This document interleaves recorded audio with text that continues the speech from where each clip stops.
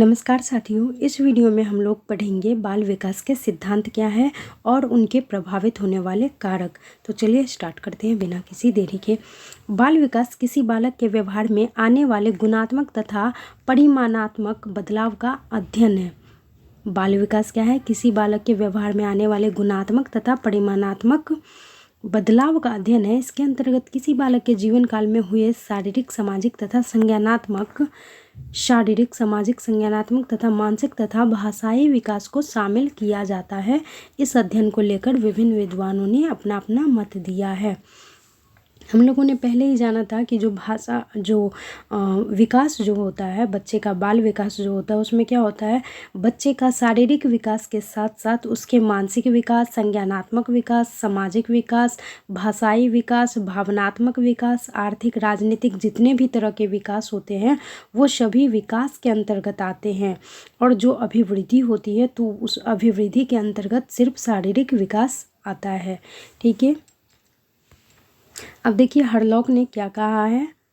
बाल विकास में किसी बालक या शिक्षार्थी के विकास के सभी पक्षों पर ध्यान केंद्रित किया जाता है। बाल विकास में किसी बालक या शिक्षार्थी के विकास के क्या होता है, सभी पक्षों पर ध्यान दिया जाता है। यानी कि विकास के अंतर्गत बच्चे में होता है क्या, चहुमुखी विकास किया जाता है, जिसको सर्वांगीण विकास भी कहते हैं। देखिए जेम्स ड्रेवर ने क्या कहा है, बाल मनोविज्ञान के अंतर्गत किसी बच्चे के जन्म से लेकर परिपक्व अवस्था तक विकसित हो रहे व्यक्ति का अध्ययन किया जाता है। यानी जन्म से लेकर परिपक्वता की जो अवस्था होती है उस जगह तक अगर विकसित हो रहा है तो उन तमाम चीज़ों का अध्ययन क्या होता है, बाल विकास के अंतर्गत आ जाता है। यहाँ पे हालांकि इन्होंने बाल मनोविज्ञान के अंतर्गत कहा है। बाल मनोविज्ञान, देखिए बाल मनोविज्ञान को भी थोड़ा सा समझ लीजिए। बाल में क्या होता है, बालक हो जाता है, और मनोविज्ञान मतलब व्यवहार का विज्ञान, यानी कि बालक के व्यवहार का विज्ञान। तो बाल मनोविज्ञान में भी क्या होता है, बच्चे के शारीरिक विकास और उसके क्या कहते हैं, किशोरावस्था तक का जो एज होता है उसमें जो भी चीज़ें आती हैं ना, यहाँ पे परिपक्वता की अवस्था हमारा हो गया किशोरावस्था। तो इन्होंने जेम्स ड्रेवर ने कहा है कि बाल मनोविज्ञान के अंतर्गत किसी बच्चे के जन्म से लेकर परिपक्वता अवस्था तक ही विकसित हो रहे व्यक्ति का अध्ययन किया जाता है।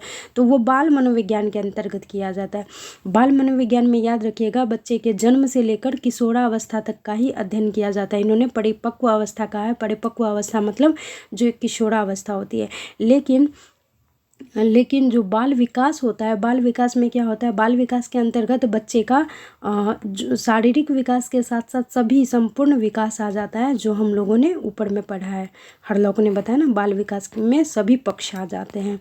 लेकिन बाल मनोविज्ञान में जन्म से किशोरावस्था तक के ही अध्ययन हो पाते हैं। देखिए आइजनेक ने क्या कहा है, बाल मनोविज्ञान शिक्षार्थी के मनोवैज्ञानिक विकास प्रक्रियाओं के अध्ययन से संबंधित है।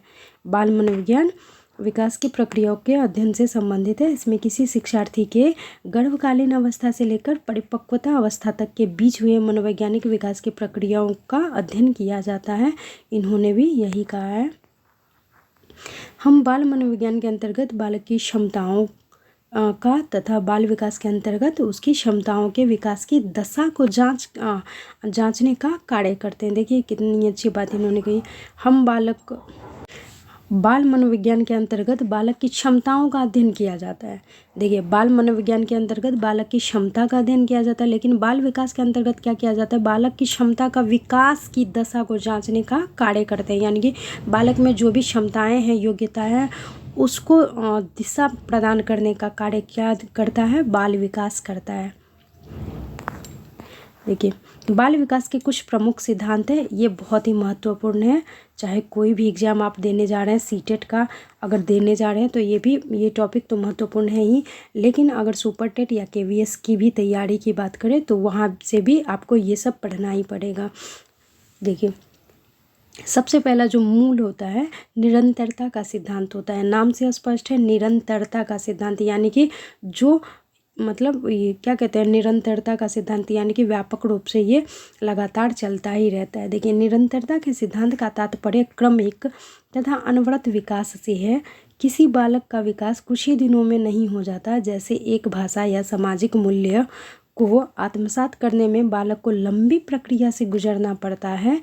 यह उसके जन्म से लेकर जीवन पर्यंत तक चलती रहती है। इस सिद्धांत के अनुसार बालक के सभी व्यक्तित्व पक्षों यथा शारीरिक, सामाजिक तथा मानसिक का विकास निरंतरता के गुणों द्वारा ही होता है। देखिए,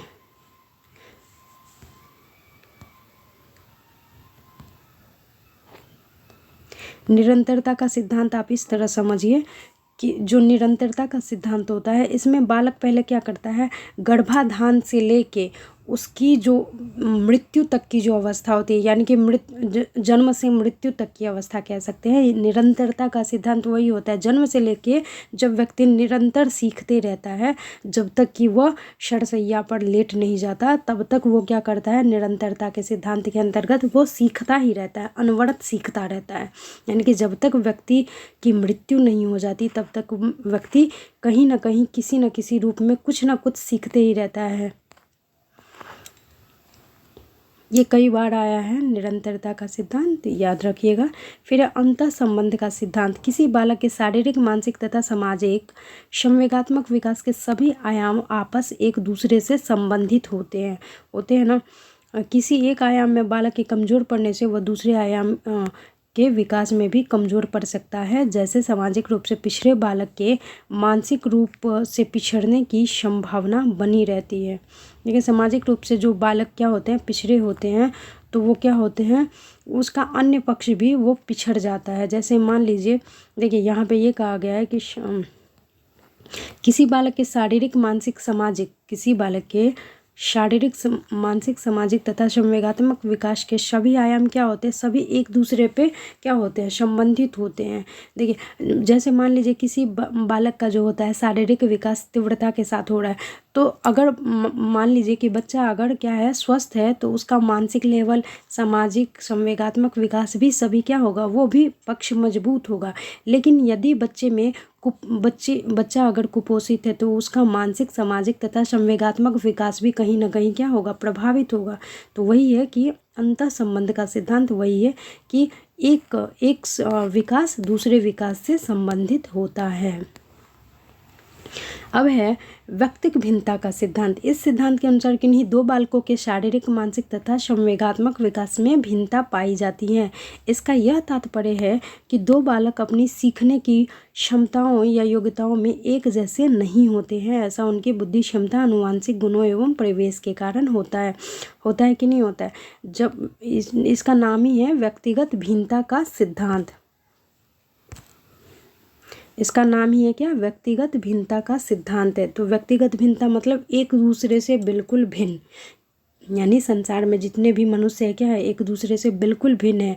चाहे उसका रूप हो, आकार हो, प्रकार हो, शारीरिक हो, मानसिक हो या कुछ भी हो, तो वो क्या होते हैं, एक दूसरे से बिल्कुल भिन्न होते हैं। इसका तात्पर्य है दो बालक अपने सीखने की क्षमताओं, यानी कि किसी भी एक बालक की क्षमता या किसी अन्य बालक की क्षमता, उसकी मतलब कोई भी क्षमता बराबर नहीं होती है। अगर मान लीजिए कोई बालक फास्ट सीख रहा है, तो दूसरा बालक जो होगा वो क्या होगा, मान लीजिए स्लो ही सीखेगा। यानी कि उसकी योग्यता, जो दो बच्चों की योग्यता होती है, वो कभी भी एक नहीं होती है। यानी कि संसार में जितने भी व्यक्ति होते हैं या बालक होते हैं, बच्चे होते हैं, जो भी होते हैं, उनकी क्षमता, योग्यता, रुचि, बुद्धि सभी अलग अलग तरह के होते हैं। अब है विकास क्रम में एकरूपता का सिद्धांत। विकास क्रम में एकरूपता का सिद्धांत क्या होता है, देखिए, इस सिद्धांत के अनुसार किन्हीं दो बालकों के विकास में भिन्नताओं के बाद भी कुछ विशेषताओं में समानता पाई जाती है। यानी कि ये जो विकास है, कौन सा विकास सिद्धांत था ये, विकास क्रम में एकरूपता का सिद्धांत। इस सिद्धांत के आधार पे क्या होता है कि किन्हीं दो बालकों का जो विकास होता है, उसमें कई भिन्नताएं तो पाई जाती हैं, लेकिन उसके बावजूद भी उसमें कुछ समानता पाई जाती है, तब वह विकास का एक क्रम रूप का सिद्धांत कहलाता है। देखिए, जैसे सभी बालकों में भाषा विकास घर से ही शुरू होता है और शारीरिक विकास के क्रम में बच्चा पहले बिस्तर पर पलटना सीखता है। ये होता है ना, सभी बच्चे में ये सामान्य चीज़ें होती हैं। अब सामान्य से विशेष की ओर सिद्धांत। विकास बालक सीखने के क्रम में सामान्य क्रियाकलापों एवं शब्दों को सीखता है और बाद में विशिष्ट क्रियाकलापों एवं शब्दों को समझ पाता है ना।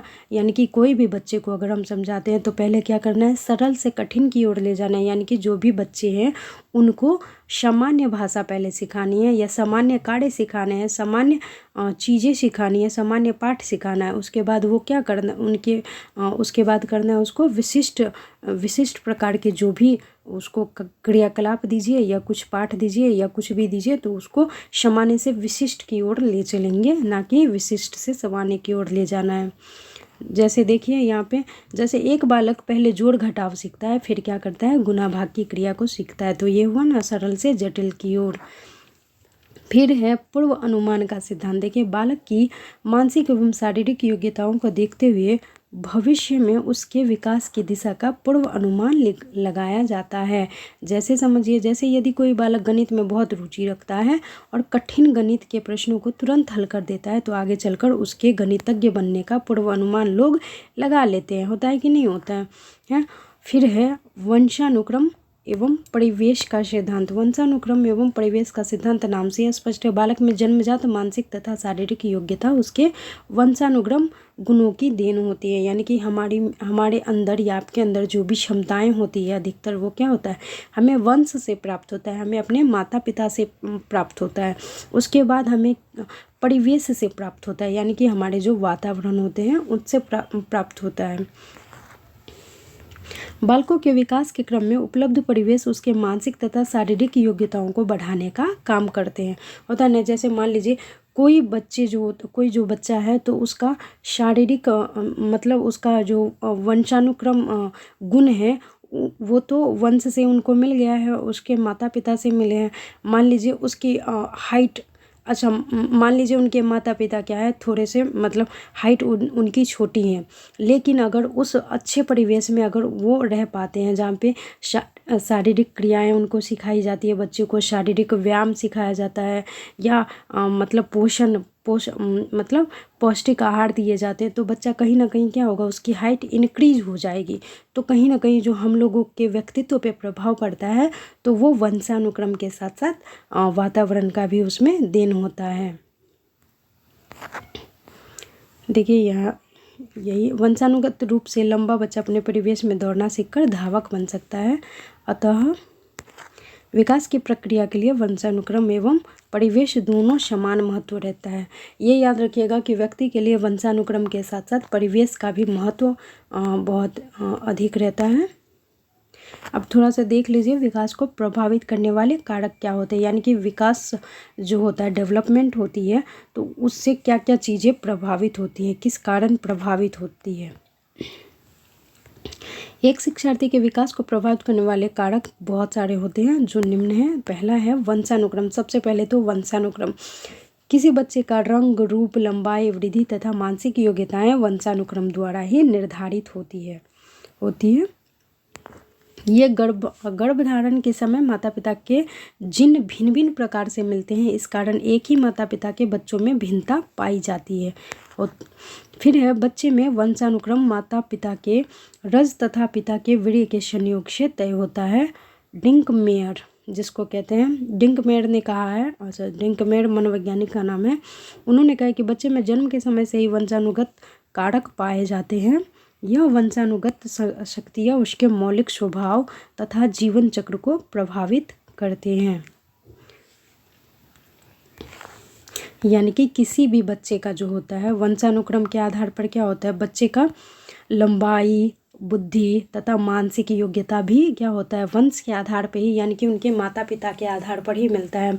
मान लीजिए किसी के माँ बाप क्या होते हैं, कुशाग्र बुद्धि के होते हैं, तो 90% चांस रहता है कि उसके जो आने वाले बच्चे हैं तो वो भी क्या होगा, वो भी कुशाग्र बुद्धि का ही होगा।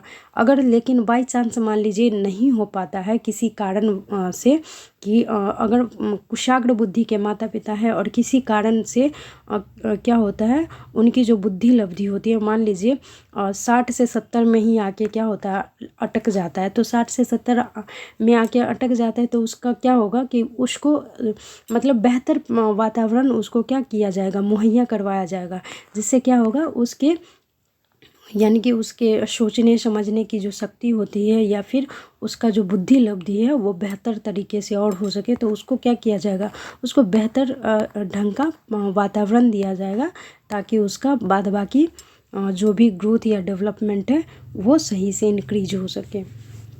अब है वातावरण। देखिए, बच्चे के बाहरी परिवेश, परिस्थितियों एवं सामाजिक प्रभाव को वातावरण कहा जाता है। यानी कि हमारे आसपास का जो भी परिवेश है उसको क्या कहते हैं हम लोग, वातावरण कहते हैं। वातावरण किसी बालक के मानसिक एवं शारीरिक विकास तथा व्यवहार को प्रभावित करता है। इससे अधिगम प्रक्रिया प्रत्यक्षतः बदलती रहती है।